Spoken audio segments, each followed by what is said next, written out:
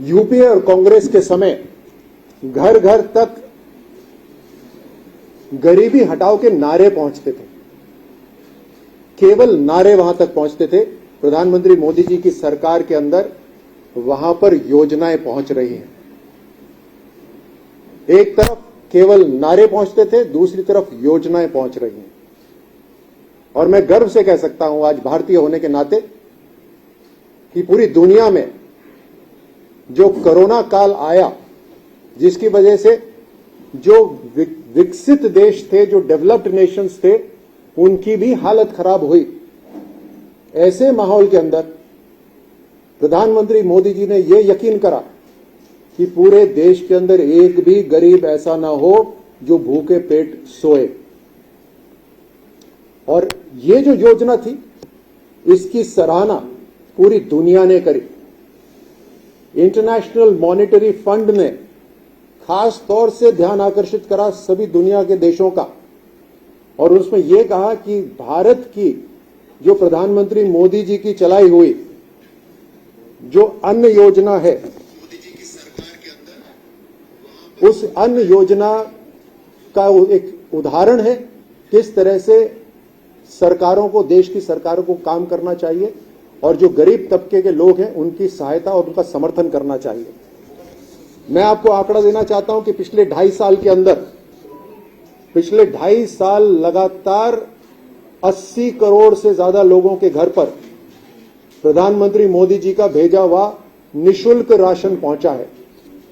प्रत्येक व्यक्ति, हर घर के अंदर प्रत्येक व्यक्ति के लिए 5 किलो चावल या 5 किलो गेहूं, अगर परिवार के अंदर 8 लोग हैं तो 5-5 करके 40 किलो गेहूं या 40 किलो चावल लगातार पिछले 2.5 साल से पहुंच रहा है। इसके अंदर तकरीबन 1,000 लाख मीट्रिक टन गेहूं और चावल इस्तेमाल हुआ है। 1,000 लाख मीट्रिक टन चावल और गेहूं की खरीद हुई है, और उस खरीद तो और भी ज्यादा की हुई है। ये घर घर तक पहुंचा है, और इसके अंदर अभी तक 3.5 लाख करोड़ रुपए का खर्च आया। ये सारा केंद्र सरकार ने उठाया। राजस्थान के अंदर, राजस्थान में तकरीबन 4.5 करोड़ लोगों के घर पर यह मुफ्त राशन पहुंचा है, और जिसमें तकरीबन 8,500 करोड़ का खर्चा आया है। ये जमीनी हकीकत है मेरे दोस्तों। कल परसों में एक परिवार से मिला और मैं बताना चाहूंगा कि कंवरपुरा का एक गांव, और उसमें राजू देवी और उनके पति मालीराम, मैंने उसको फेसबुक पर चलाया था, आप देखिएगा। कंवरपुरा गांव के अंदर मालीराम जी और राजू देवी जी, इनकी माली हालत इतनी खराब है कि कोई कमाई का जरिया नहीं है।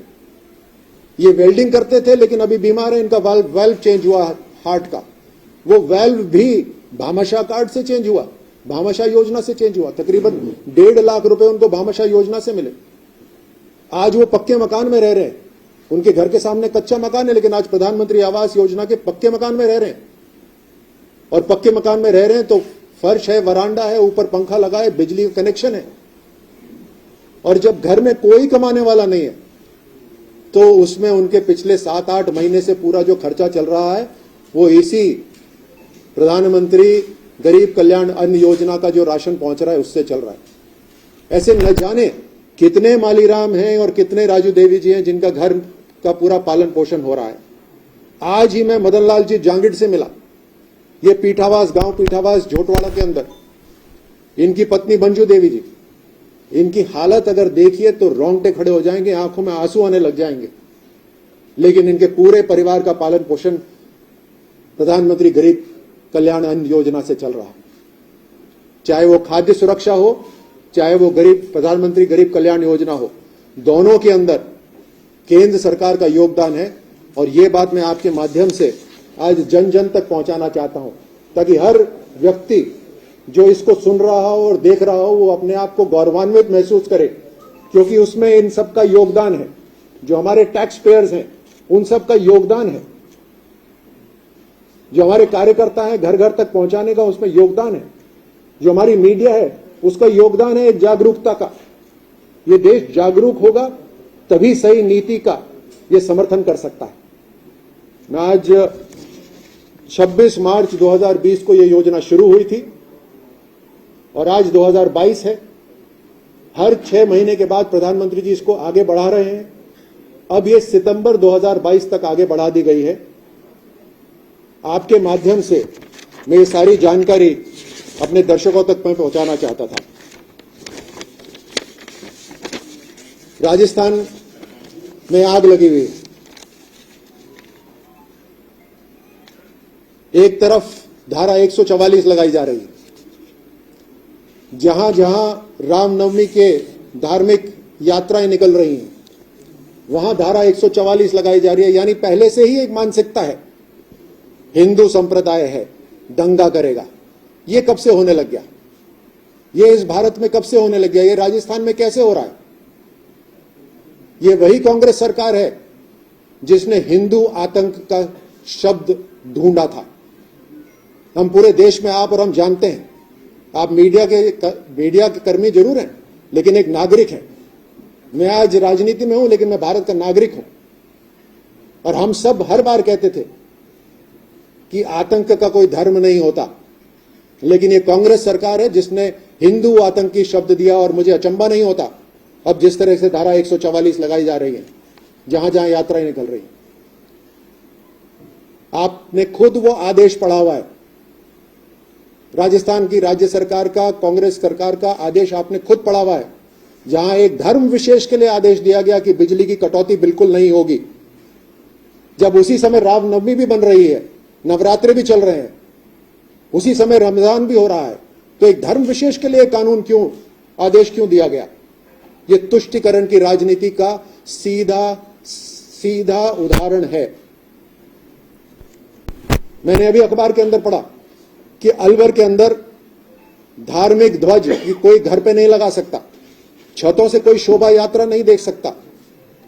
महावीर जयंती की तैयारी चल रही है, लेकिन उससे पहले ये आदेश पास हुए। ये तुष्टीकरण का साफ उदाहरण है जो राजस्थान सरकार दिखा रही है। आप जानते हैं किस तरह से राजस्थान के अंदर बार बार बलात्कार हो रहे हैं, हर रोज हो रहे हैं। हर रोज 18 बेटियों के साथ दरिंदगी हो रही है। लेकिन इनकी प्रियंका गांधी जी हैं जो बड़े बड़े नारे देती हैं उत्तर प्रदेश के अंदर, वो पिछले 6 महीने में 3 बार भ्रमण कर चुकी हैं राजस्थान की, लेकिन एक बार भी उन्होंने कभी राजस्थान की बेटियों की सुरक्षा के बारे में एक शब्द नहीं बोला।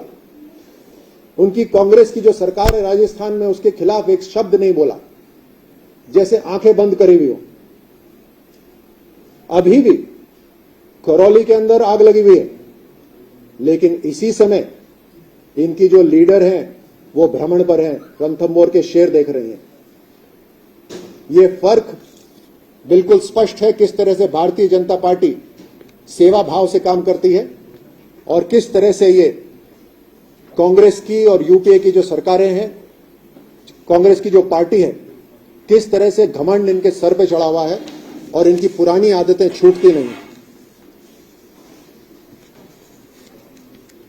मित्रों, कोई सवाल हो तो आप मुझसे पूछ सकते हैं।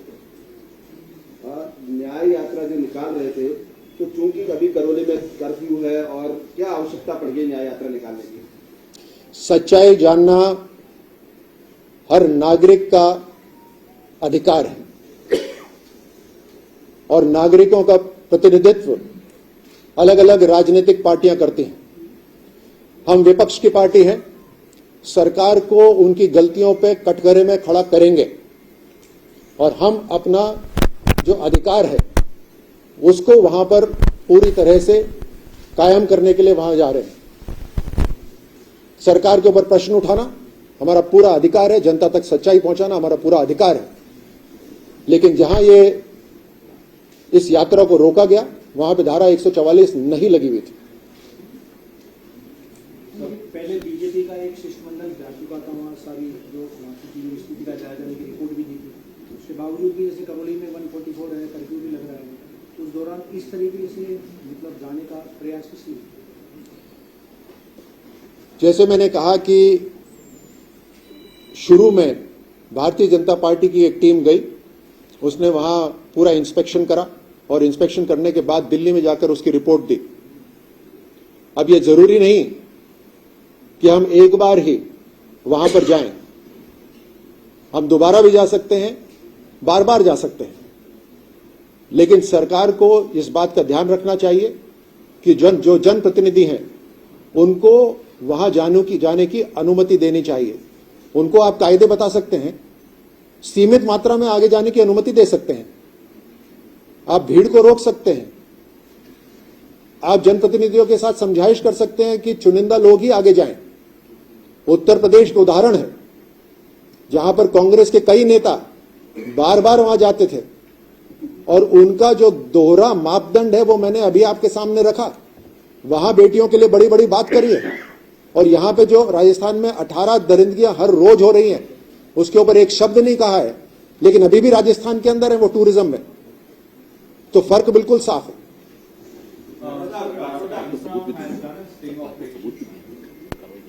Timestam has done a sting operation where IG BL Meena has admitted that police did not do anything to curb the Karoli violence when they could have easily dispersed the crowd by firing rubber bullets. So, sir, clearly we see that police on the spot was quite negligent and top officials in Rajasthan